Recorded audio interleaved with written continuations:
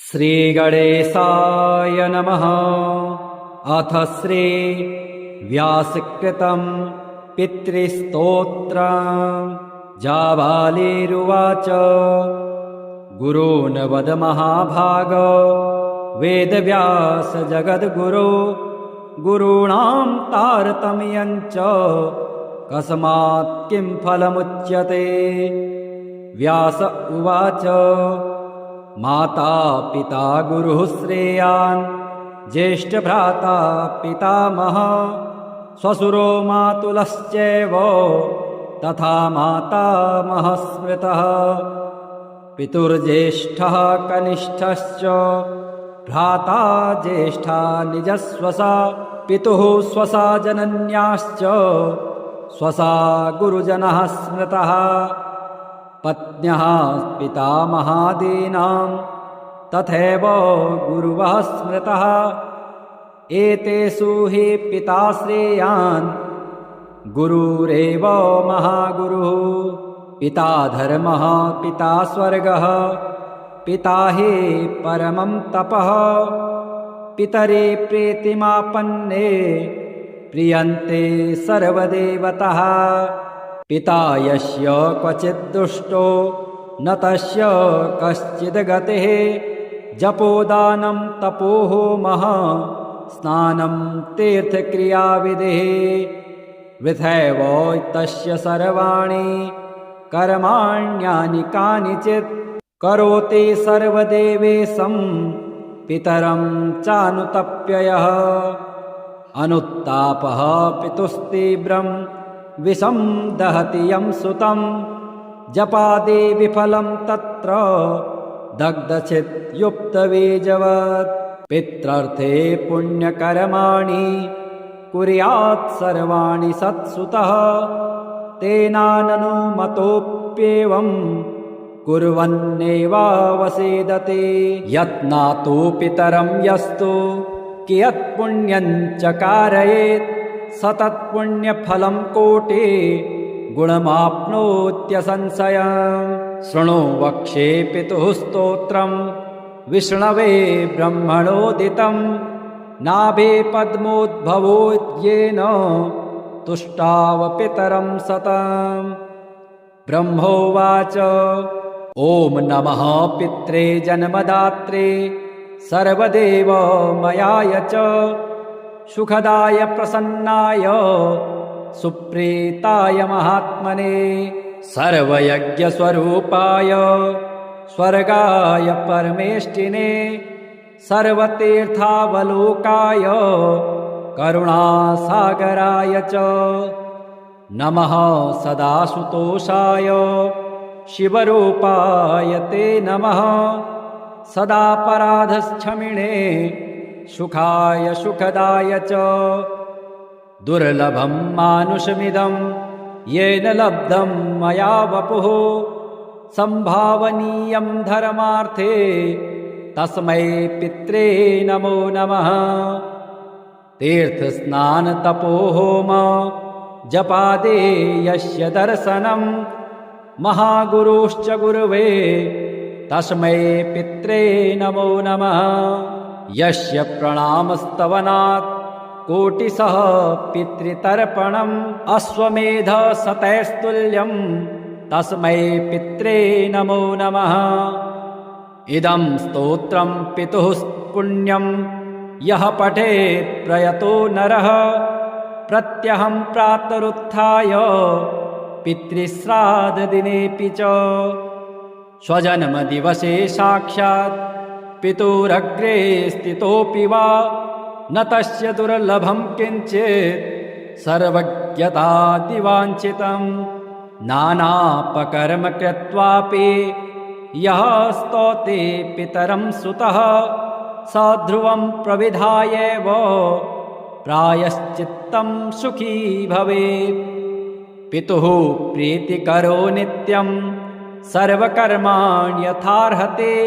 स्वधोच्चारणमात्रेण तीर्थस्नायी भवेन्नरः। मुच्यते सर्वपापेभ्यो वाजपेयफलं लभेत्। स्वधा स्वधा स्वधेत्येवं यदेवारत्रयं स्मरेत् श्राद्धस्य फलमाप्नोति कालस्य तर्पणस्य च। श्राद्धकाले स्वधास्तोत्रं यः शृणोति समाहितः लभेच्छादशतानां च पुण्यमेव न संशयः।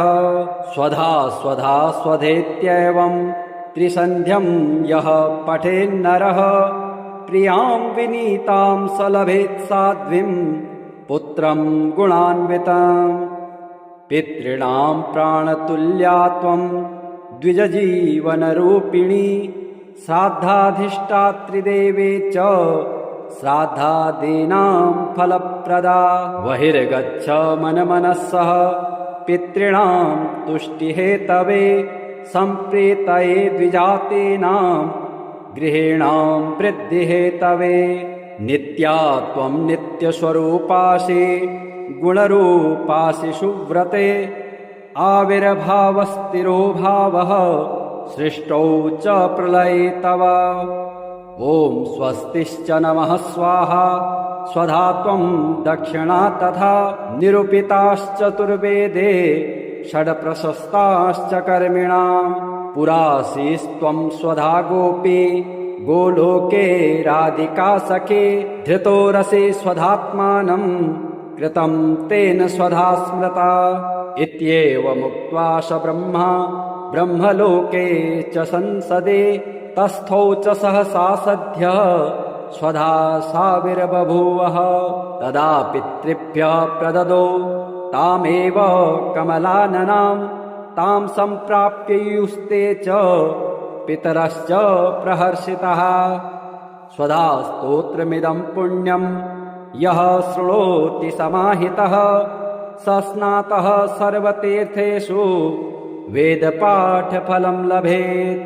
मार्कण्डेय उवाच अपि धन्यः कुले जाया दशमाकं मतिमान् नरः अकुर्वन् वित्तसाढ्यं यः पिण्डान्नो निर्वपेष्यते। रत्नवस्त्रमहायानं सर्वतो यादिकं वसो विभवे सति विप्रेभ्यः अस्मान्नुद्दिश्य दास्यते। अन्येन वान्यथा शक्त्या कालेऽस्मिन् भक्तिनम्रधे भोजिष्यते विप्राज्ञास्तन्मात्र विभवो नरः। असमर्थोन्नदानस्य वन्यशाकं स्वशक्तितः प्रदास्यते द्विजाग्रेभ्यः स्वल्पां यो वापि दक्षिणां। तत्राप्यसामर्थ्ययुतः करैर्गृहासे तांस्तिलान् प्रणम्य द्विजमुख्याय कस्मैचिदपि दास्यते। तिलः सप्ताष्टभिर्वापि समवेतं जलाञ्जलिं भक्तिनम्रः समुद्दिश्य योऽस्माकं सम्प्रदास्यते। यतः कुतश्चित् सम्प्राप्य गोभ्यो वापि गवाह्निकम् अभावे प्रीणयेत्तस्मात् भक्त्या युक्तः प्रदास्यते। सर्वाभावे वनं गत्वा कक्षमूलप्रदर्शकः सूर्यादिलोकपालानामिदमुच्यः पठिष्यते। न मेऽस्ति वित्तं न धनं न चान्यच्छाद्रस्य योग्यं स्वपितॄन्नतोऽस्मि। तृप्यन्तु भक्त्या पितरो मयेतो भुजो ततो वर्तमनि मारुतस्य।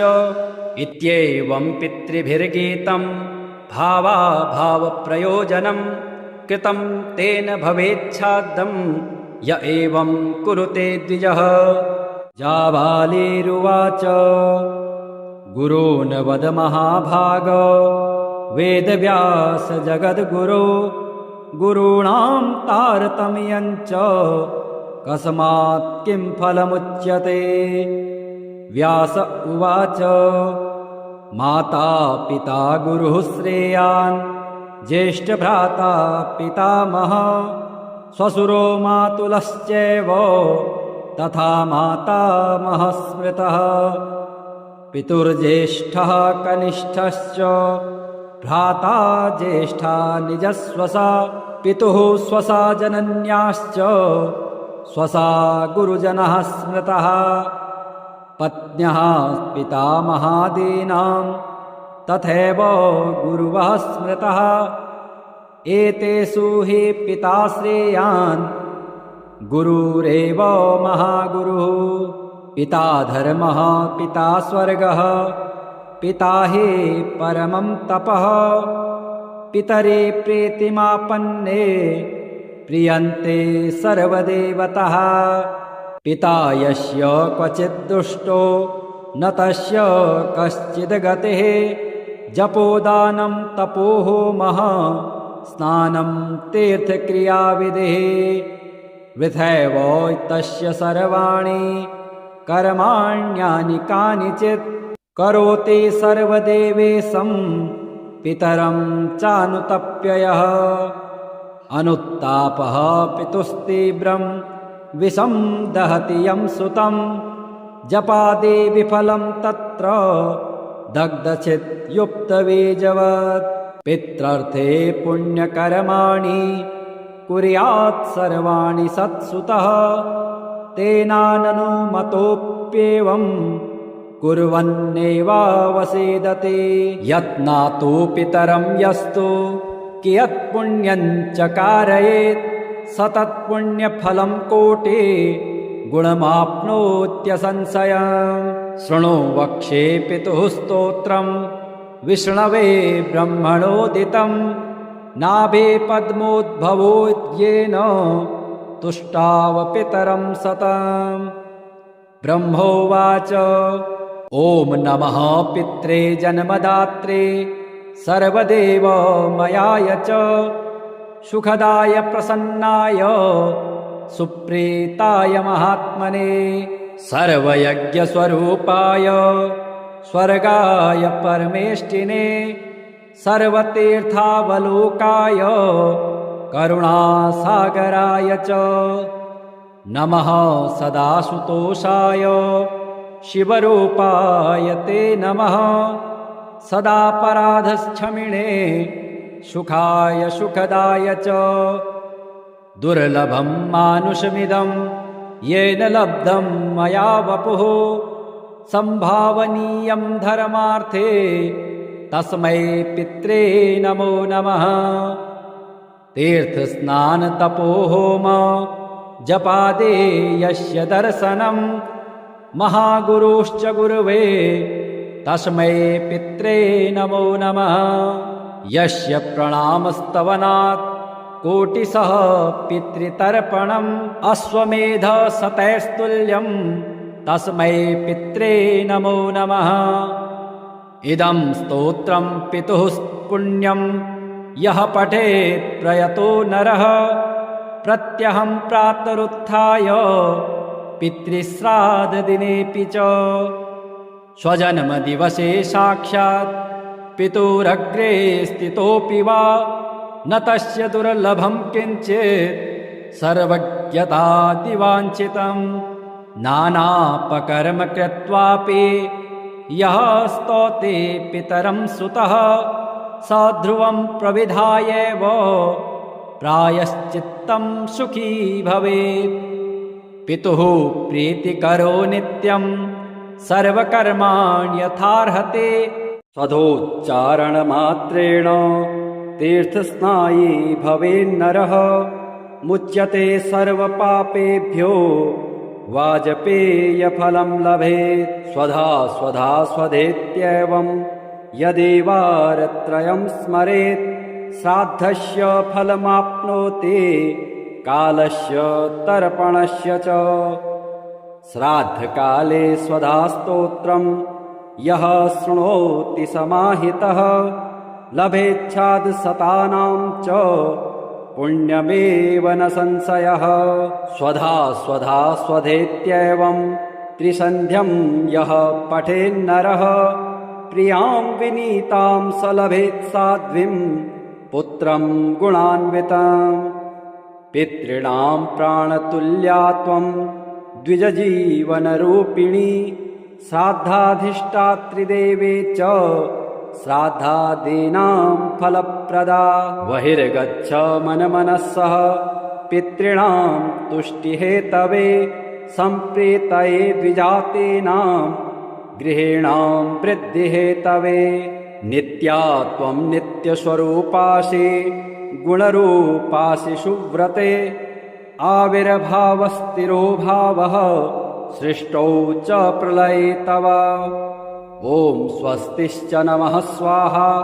स्वधा त्वं दक्षिणा तथा निरूपिताश्चतुर्वेदे षड्प्रशस्ताश्च कर्मिणां पुरासीस्त्वं स्वधा गोपी गोलोके राधिका सखे धृतो रसे स्वधात्मानं कृतं तेन स्वधा स्मृता इत्येवमुक्त्वा स ब्रह्मा ब्रह्मलोके च संसदे तस्थौ च सहसा सद्यः स्वधा साविर्बभूवः तदा पितृभ्यः प्रददो तामेव कमलाननां तां सम्प्राप्ययुस्ते च पितरश्च प्रहर्षितः स्वधा स्तोत्रमिदं पुण्यं यः शृणोति समाहितः स स्नातः सर्वतीर्थेषु वेदपाठफलं लभेत् मार्कण्डेय उवाच अपि धन्यः कुले जाया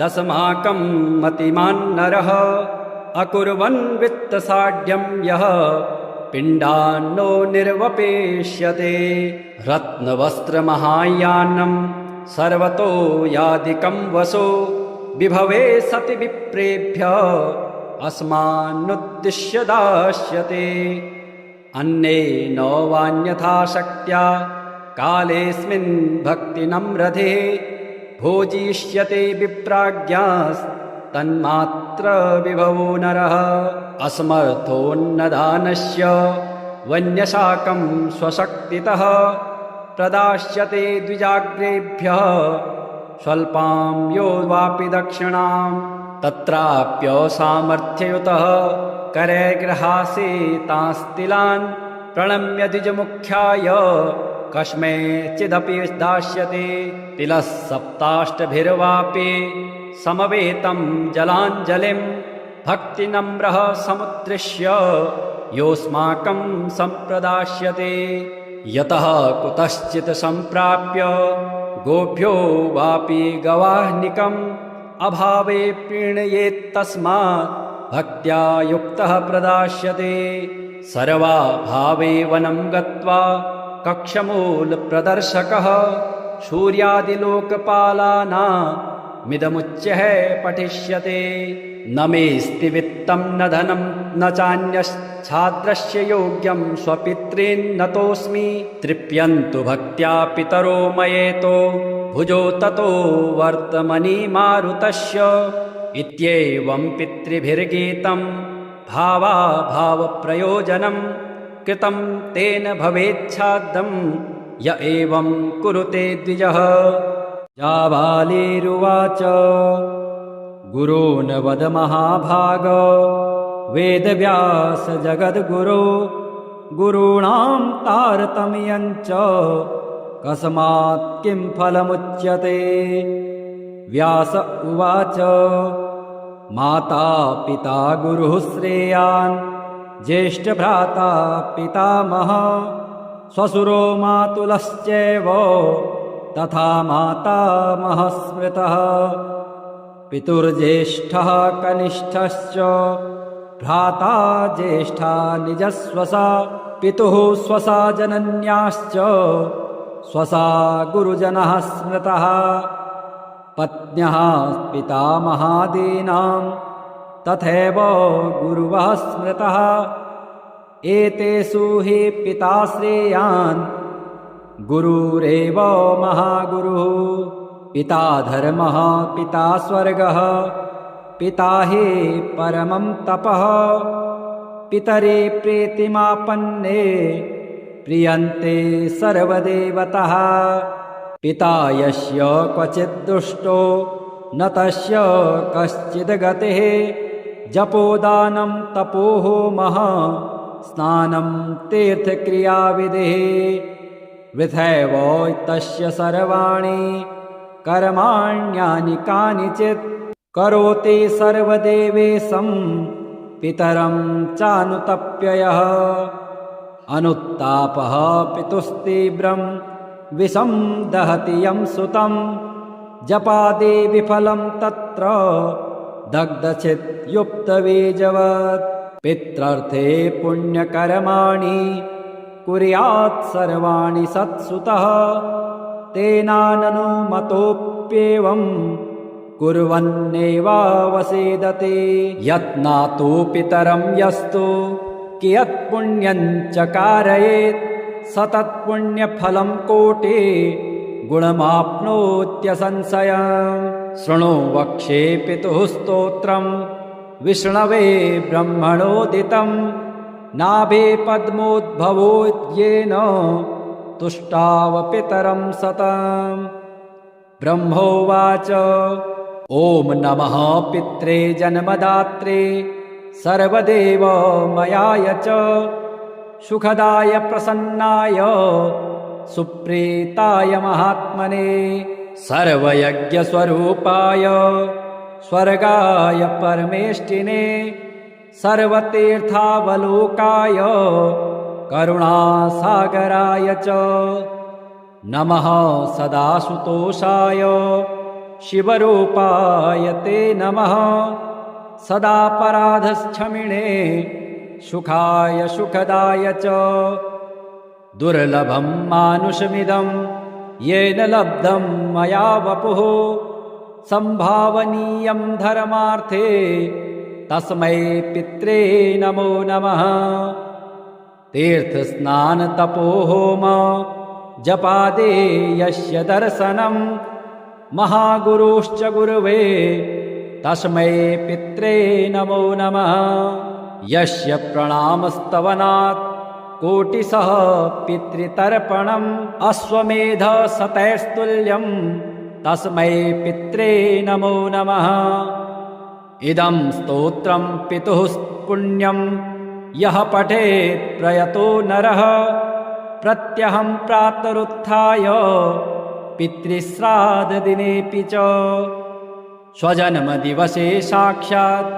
पितुरग्रे स्थितोऽपि वा न तस्य दुर्लभं किञ्चित् सर्वज्ञतादिवाञ्छितं नानापकर्म कृत्वापि यः स्तौते पितरं सुतः स ध्रुवं प्रविधायैव प्रायश्चित्तं सुखी भवेत् पितुः प्रीतिकरो नित्यं सर्वकर्माण्यथार्हते स्वधोच्चारणमात्रेण तीर्थस्नायी भवेन्नरः मुच्यते सर्वपापेभ्यो वाजपेयफलं लभेत् स्वधा स्वधा स्वधेत्येवं यदेवारत्रयं स्मरेत् श्राद्धस्य फलमाप्नोति कालस्य तर्पणस्य च श्राद्धकाले स्वधा स्तोत्रं यः शृणोति समाहितः लभेच्छादशतानां च पुण्यमेव न संशयः स्वधा स्वधा स्वधेत्येवं त्रिसन्ध्यं यः पठेन्नरः प्रियां विनीतां स लभेत् साध्वीं पुत्रं गुणान्वितं पितॄणां प्राणतुल्या त्वं द्विजजीवनरूपिणी श्राद्धाधिष्ठात्रिदेवे च श्राद्धादीनां फलप्रदा बहिर्गच्छ मनमनस्सः पितॄणां तुष्टिहेतवे सम्प्रीतये द्विजातीनां गृहीणां वृद्धिहेतवे नित्या त्वं नित्यस्वरूपासि गुणरूपासि सुव्रते आविर्भावस्थिरो भावः सृष्टौ च प्रलये तव ॐ स्वस्तिश्च नमः स्वाहा स्वधा त्वं दक्षिणा तथा निरूपिताश्चतुर्वेदे षड्प्रशस्ताश्च कर्मिणां पुरासीस्त्वं स्वधा गोपी गोलोके राधिका सखे धृतो रसे स्वधात्मानं कृतं तेन स्वधा स्मृता इत्येवमुक्त्वा स ब्रह्मा ब्रह्मलोके च संसदे तस्थौ च सहसा सद्यः स्वधा साविर्बभूवः तदा पितृभ्यः प्रददौ तामेव कमलाननां तां सम्प्राप्ययुस्ते च पितरश्च प्रहर्षिताः। स्वधा स्तोत्रमिदं पुण्यं यः शृणोति समाहितः स स्नातः सर्वतीर्थेषु वेदपाठफलं लभेत्। मार्कण्डेय उवाच अपि धन्यः कुले जाया दशमाकं मतिमान् नरः अकुर्वन् वित्तसाढ्यं यः पिण्डान्नो निर्वपेष्यते। रत्नवस्त्रमहायानं सर्वतो यादिकं वसो विभवे सति विप्रेभ्यः अस्मान्नुद्दिश्य दास्यते। अन्येन वान्यथा शक्त्या कालेऽस्मिन् भक्तिनम्रधे भोजिष्यते विप्राज्ञास्तन्मात्र विभवो नरः। असमर्थोन्नदानस्य वन्यशाकं स्वशक्तितः प्रदास्यते द्विजाग्रेभ्यः स्वल्पां यो वापि दक्षिणां। तत्राप्यसामर्थ्ययुतः करैर्गृहासे तांस्तिलान् प्रणम्य द्विजमुख्याय कस्मैचिदपि दास्यते। तिलः सप्ताष्टभिर्वापि समवेतं जलाञ्जलिं भक्तिनम्रः समुद्दिश्य योऽस्माकं सम्प्रदास्यते। यतः कुतश्चित् सम्प्राप्य गोभ्यो वापि गवाह्निकम् अभावे प्रीणयेत्तस्मात् भक्त्या युक्तः प्रदास्यते।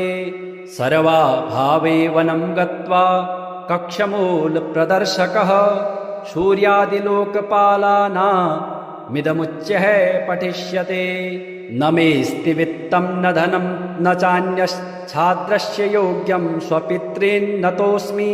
तृप्यन्तु भक्त्या पितरो मयेतो भुजो ततो वर्तमनि मारुतस्य। इत्येवं पितृभिर्गीतं भावाभावप्रयोजनं कृतं तेन भवेच्छाद्दं य एवं कुरुते द्विजः। जाबालिरुवाच गुरून् वद महाभाग वेदव्यास जगद्गुरो गुरूणां तारतम्यं च कस्मात् किं फलमुच्यते। व्यास उवाच माता पिता गुरुः श्रेयान् ज्येष्ठभ्राता पितामहः श्वशुरो मातुलश्चैव तथा मातामहः स्मृतः। पितुर्ज्येष्ठः कनिष्ठश्च भ्राता ज्येष्ठा निजस्वसा पितुः स्वसा जनन्याश्च स्वसा गुरुजनः स्मृतः। पत्न्यः पितामहादीनां तथैव गुरुवः स्मृतः। एतेषु हि पिता श्रेयान् गुरुरेव महागुरुः। पिता धर्मः पिता स्वर्गः पिता हि परमं तपः। पितरे प्रीतिमापन्ने प्रियन्ते सर्वदेवतः। पिता यस्य क्वचित् दुष्टो न तस्य कश्चिद् गतिः। जपोदानं तपोहोमः स्नानं तीर्थक्रियाविधिः। वृथैव तस्य सर्वाणि कर्माण्यानि कानिचित् करोति सर्वदेवेशं पितरं चानुतप्ययः। अनुत्तापः पितुस्तीव्रं विषं दहति यं सुतं। जपादि विफलं तत्र दग्धचित्युक्तबीजवत्। पित्रर्थे पुण्यकर्माणि कुर्यात् सर्वाणि सत्सुतः। तेनाननुमतोऽप्येवं कुर्वन्नेवावसेदते। यत्नातु पितरं यस्तु कियत्पुण्यं च कारयेत् स तत्पुण्यफलं कोटि गुणमाप्नोत्यसंशयम्। शृणु वक्ष्ये पितुः स्तोत्रं विष्णवे ब्रह्मणोदितं। नाभे पद्मोद्भवोद्येन तुष्टाव पितरं सतम्। ब्रह्मोवाच ॐ नमः पित्रे जन्मदात्रे सर्वदेवमयाय च सुखदाय प्रसन्नाय सुप्रीताय महात्मने सर्वयज्ञस्वरूपाय स्वर्गाय परमेष्टिने सर्वतीर्थावलोकाय करुणासागराय च नमः सदाशुतोषाय शिवरूपाय ते नमः सदापराधक्षमिणे सुखाय सुखदाय च दुर्लभं मानुषमिदं येन लब्धं मया वपुः संभावनीयं धर्मार्थे तस्मै पित्रे नमो नमः तीर्थस्नानतपोहोम जपादे यस्य दर्शनं महागुरुश्च गुरुवे तस्मै पित्रे नमो नमः यस्य प्रणामस्तवनात् कोटिशः पितृतर्पणम् अश्वमेधशतैस्तुल्यं तस्मै पित्रे नमो नमः इदं स्तोत्रं पितुः पुण्यं यः पठेत् प्रयतो नरः प्रत्यहं प्रातरुत्थाय पितृश्राद्धदिनेऽपि च स्वजन्मदिवसे साक्षात् पितुरग्रे स्थितोऽपि वा न तस्य दुर्लभं किञ्चित् सर्वज्ञतादिवाञ्छितं नानापकर्म कृत्वापि यः स्तौते पितरं सुतः स ध्रुवं प्रविधायैव प्रायश्चित्तं सुखी भवेत् पितुः प्रीतिकरो नित्यं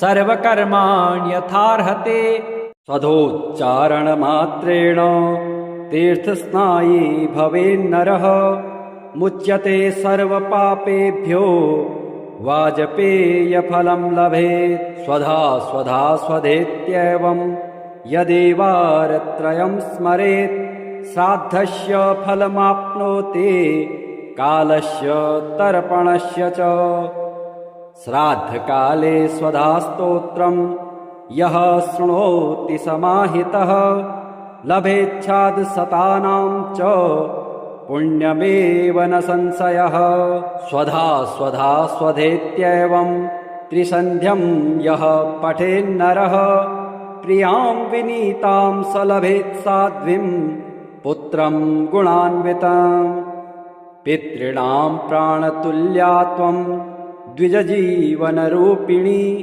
श्राद्धाधिष्ठात्रिदेवे च श्राद्धादीनां फलप्रदा बहिर्गच्छ मनमनस्सः पितॄणां तुष्टिहेतवे सम्प्रीतये द्विजातीनां गृहीणां वृद्धिहेतवे नित्या त्वं नित्यस्वरूपासि गुणरूपासि सुव्रते आविर्भावस्थिरो भावः सृष्टौ च प्रलये तव ॐ स्वस्तिश्च नमः स्वाहा स्वधा त्वं दक्षिणा तथा निरूपिताश्चतुर्वेदे षड्प्रशस्ताश्च कर्मिणां पुरासीस्त्वं स्वधा गोपी गोलोके राधिका सखे धृतो रसे स्वधात्मानं कृतं तेन स्वधा स्मृता इत्येवमुक्त्वा स ब्रह्मा ब्रह्मलोके च संसदे